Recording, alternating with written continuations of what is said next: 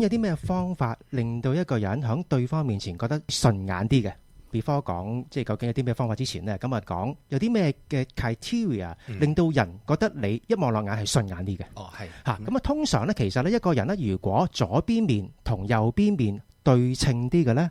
你一望落去咧就會覺得順眼啲嘅。嗱，咁啊，其實有研究做過嘅喎，咁佢就揾一啲嘅 BB 仔，就俾一啲即係人嘅樣佢睇啦，佢係中意左右面對稱嘅人係多啲嘅，佢會容易同佢親近嘅。另外仲有一個研究咧，就係有一啲嘅 speed dating，當有一啲嘅相喺嗰啲嘅候選人嘅面前咧，純粹睇樣，入邊嘅人係會揀左右面對稱嘅人係多啲嘅。咁但係咧唔係左右面完全對稱 100% 對稱咧，係先係最好，反而咧係有個比例，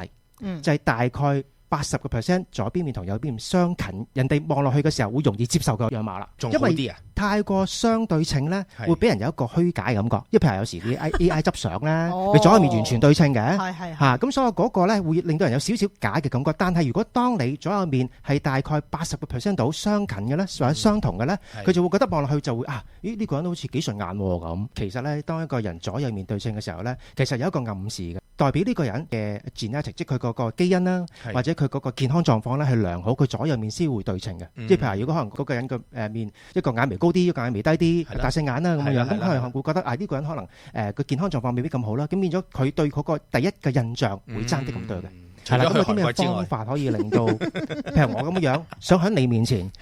覺得順眼咧？有一個方法就係成日多啲喺佢面前掩掩樣樣，喺佢面前曝光多啲。呢個叫曝光效應。當你喺佢面前出現得多嘅時候咧，佢一望你嘅時候就會覺得呢個人好似越嚟越順眼喎。原因咧就係因為我哋人咧係慣咗一啲熟悉嘅東西。當嗰個人喺你面前不停咁出現嘅時候咧，面貌嗰個印象會刻印喺你個腦海入邊。咁下次你再望到佢就好似幾熟口面或者幾面善，嗰個熟悉感就從此而嚟啦。咁但係當然啦，呢個係撇除咗其他性格係純粹從樣貌嚟到睇嘅啫。